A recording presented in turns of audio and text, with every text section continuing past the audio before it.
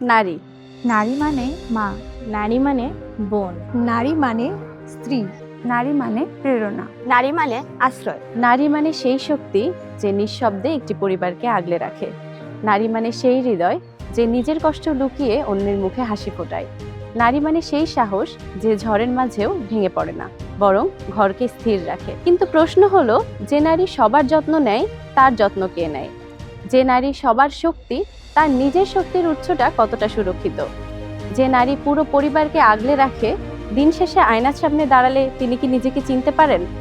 সংসার, কর্মক্ষেত্র সব জায়গাতেই নারীরা অদম্য। কিন্তু এত কিছুর মাঝে নিজের স্বাস্থ্যের খোঁজটা রাখছেন তো? আজ 8ই মার্চ আন্তর্জাতিক নারী দিবস। পৃথিবীর প্রতিটি মা, বোন এবং সহযোদ্ধা নারীদের প্রতি আমাদের শ্রদ্ধা। আজকের এই দিনটি শুধু উদযাপনের না, আজ নিজের দিকে ফিরে তাকানোর দিন, নিজের যত্ন নেওয়ার অঙ্গীকার করার দিন। কারণ আপনি সুস্থ না থাকলে এই পরিবার, এই সমাজ সব তাসের ঘরের মতো ভেঙে পড়বে। আমাদের মেয়েদের জীবন ভীষণ বৈচিত্র্যময়, আর এই বৈচিত্র্যময় জীবনের জার্নিটা নিয়ন্ত্রণ করছে একটি অদৃশ্য রিমোট, হরমোন। কৈশোর থেকে মেনোপজ পর্যন্ত জীবনের প্রতিটি পর্যায়ে হরমোনের পরিবর্তন আমাদের শরীর এবং মনে গভীর প্রভাব ফেলে। কৈশোরে হরমোনাল পরিবর্তন আমাদের আত্মবিশ্বাস এবং শরীর নিয়ে দ্বিধা তৈরি করতে পারে। এই যে আজকাল আমাদের চারপাশে তাকালেই দেখি পিসিওএস আর পিসিওডি ছড়াছড়ি। এছাড়াও মেয়েদের অনিয়মিত পিরিয়ড, অতিরিক্ত রক্তপাত, হুট করে ওজন বেড়ে যাওয়া, এগুলো শারীরিক ও মানসিক চাপ বাড়ায়। দীর্ঘদিনের জ্বালাবেতা চুলকানি ও দুর্গন্ধযুক্ত লিউকোরিয়া কিংবা ফাইব্রয়েড টিউমারকেও অবহেলা করা উচিত নয়। সময় মতো চিকিৎসা না করলে শারীরিক ও মানসিক এই জটিলতাগুলো ভয়াবহ রূপ নিতে পারে। নারীর সুস্থতার একটি গুরুত্বপূর্ণ ভিত্তি হলো ব্যক্তিগত পরিচ্ছন্নতা বা হাইজিন মেনটেন করা। বিশেষ করে মাসিকের সময় পরিষ্কার ও নিরাপদ স্যানিটারি প্রোডাক্ট ব্যবহার, নিয়মিততা পরিবর্তন এবং প্রজনন অঙ্গের পরিচ্ছন্নতা অত্যন্ত জরুরি। অপরিচ্ছন্নতা বা দীর্ঘ সময় একই প্যাড ব্যবহার করলে দুর্গন্ধ, সংক্রমণ, চুলকানি বা ইনফেকশনের ঝুঁকি বেড়ে যায়। তেমনি অপ্রয়োজনীয় কেমিক্যালযুক্ত ওয়াশ বা অতিরিক্ত ডুচিংও ক্ষতিকর হতে পারে, কারণ এতে স্বাভাবিক পিএইচ ভারসাম্য নষ্ট হয়। কিন্তু আপনারা কি জানেন, একটু আগে যে লিউকোরিয়ার কথা বলা হয়েছে তার পেছনে অন্যতম কারণ কিন্তু হাইজিন মেনটেন না করা। সেক্ষেত্রে স্বাভাবিক হাইজিন মেনটেন করার মাধ্যমেও ঔষধ ছাড়াই তা থেকে রেহাই পাওয়া সম্ভব। নিজের শরীরকে সম্মান করা মানে এর পরিচ্ছন্নতা ও সুরক্ষা নিশ্চিত করা। হাইজিন কোনো বিলাসিতা নয়, এটি নারীর মৌলিক স্বাস্থ্য অধিকার। শুধু তাই নয়, মাসিকের আগে বা মাসিক চলাকালীন মুড সুইং, অকারণে বাজে রকম রাগ, তলপেটের তীব্র ব্যথা বা পিরিয়ড ক্রেমস, এগুলোকে আমরা স্বভাব বলেই উড়িয়ে দেই। কিন্তু দীর্ঘমেয়াদী বা তীব্র সমস্যা থাকলে চিকিৎসকের পরামর্শ নেওয়া জরুরি। এই ধরনের হরমোনাল সমস্যায় হোমিওপ্যাথি একটি কার্যকর ও আস্থাভিত্তিক চিকিৎসা পদ্ধতি, যাতে শরীরের নিজস্ব স্বাভাবিক নিয়ন্ত্রণ ব্যবস্থা, সেলফ রেগুলেশন আবার সক্রিয় হয়ে ওঠে। আমরা অনেক সময় ওভারিয়ান সিস্ট শব্দটা শুনলেই ভয় পেয়ে যাই। প্রজনন বয়সে অনেক নারীরই ফাংশনাল সিস্ট দেখা দিতে পারে, যা বেশিরভাগ ক্ষেত্রেই স্বাভাবিকভাবে কয়েক মাসের মধ্যেই সেরে যায়। তবে কিছু ক্ষেত্রে সিস্ট বড় হতে পারে, ব্যথা দিতে পারে, এমনকি দীর্ঘদিন অবহেলা করলে টর্শন বা রাপচারের মতো জটিলতাও দেখা দিতে পারে। সার্বিক অবস্থা অনুকূলে থাকলে সঠিক সময়ে সঠিকভাবে একজন দক্ষ হোমিওপ্যাথিক চিকিৎসকের অধীনে চিকিৎসা গ্রহণ করলে সার্জারির মতো জটিলতা ছাড়াই এর সমাধান সম্ভব। তবে মনে রাখবেন, অবহেলায় যদি অবস্থা বেশি জটিল হয়ে যায় তাহলে দ্রুত সার্জারির দিকেই যাওয়া উত্তম। আর নারীর জীবনে সবচেয়ে ম্যাজিক্যাল সময় হচ্ছে মাতৃত্ব। কিন্তু এই সময়ে যে একজন মায়ের শরীরের উপর দিয়ে কি প্রবল পরিমাণে ঝড় বয়ে চলে তা আমরা কজনই বা খেয়াল করি? প্রসবের এই কঠিন সময়েও কিন্তু হোমিওপ্যাথি জরায়ুর উপর দারুণ কাজ করে। প্রসব সহজ করতে জরায়ুর মুখ বা সার্ভিক্স সঠিক সময় প্রসারণ, ফলস লেবার পেইন কমাতে সাহায্য করা, এমনকি অকাল প্রসব রোধ করতেও এর ভূমিকা অসাধারণ।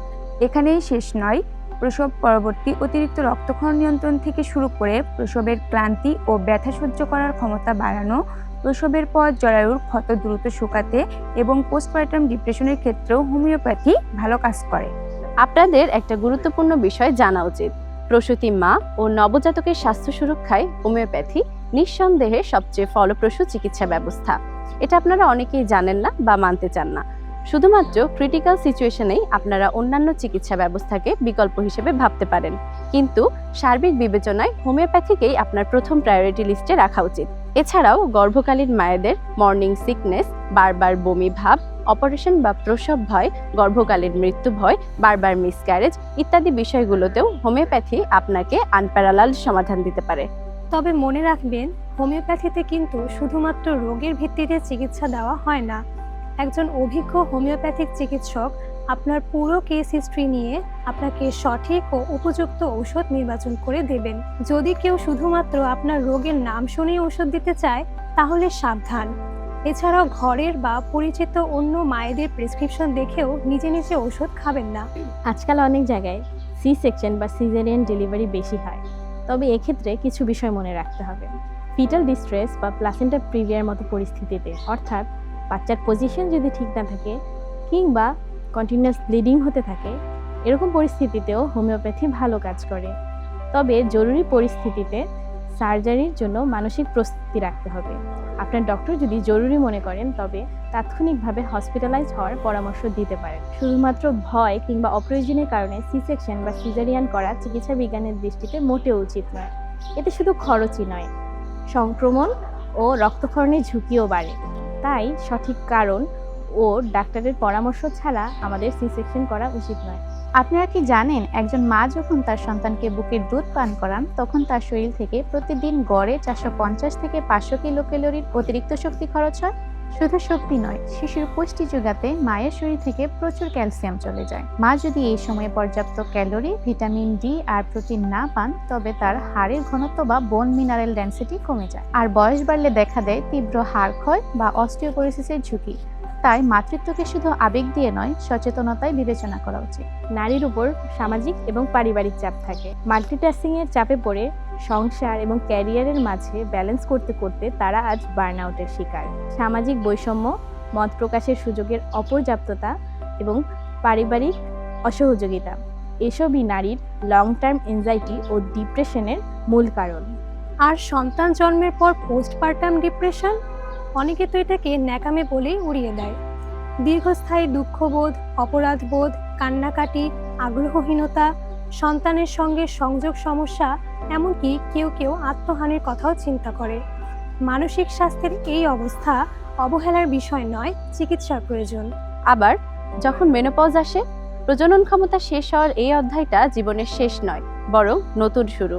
অথচ হট ফ্লাশ, অতিরিক্ত ঘাম, অনিদ্রা আর মানসিক অস্থিরতাকে আমরা বার্ধক্যের সাধারণ উপসর্গ ভেবেই এড়িয়ে যাই। এই শারীরিক ও মানসিক জটিলতায় একটি নিরাপদ ও বিজ্ঞানসম্মত সমাধান হতে পারে হোমিওপ্যাথি। কারণ হোমিওপ্যাথি হলিস্টিক অ্যাপ্রোচ দিয়ে হরমোনাল ইমব্যালেন্স কাটিয়ে শারীরিক ও মানসিক স্বাস্থ্যের ভারসাম্য ফিরিয়ে আনতে অত্যন্ত সহায়ক ও কার্যকর। বয়সন্ধিকালের পিরিয়ডের সমস্যা থেকে শুরু করে গর্ভাবস্থা, থাইরয়েড, পিসিওএস কিংবা মেনোপজ, নারীর জীবনের প্রতিটি স্তরে আসা নানান শারীরিক ও মানসিক পরিবর্তনে আপনার বিশ্বস্ত বন্ধু হতে পারে হোমিওপ্যাথিক চিকিৎসা। হোমিওপ্যাথির বিশেষত্ব হলো, এখানে শুধু রোগের নাম দেখেই চিকিৎসা দেওয়া হয় না, বরং রোগীর শারীরিক গঠন, মানসিক অবস্থা, সামাজিক চাপ এই সব কিছু বিবেচনা করে সামগ্রিক বা হোলিস্টিক চিকিৎসা প্রদান করা হয়। এর ফলে রোগীর হরমোনাল ব্যালেন্স প্রাকৃতিকভাবে ফিরে আসে এবং রোগী ভেতর থেকে সুস্থ হয়ে ওঠে। তবে শুধুমাত্র নামের হোমিওপ্যাথিক চিকিৎসা নেওয়া উচিত হবে না।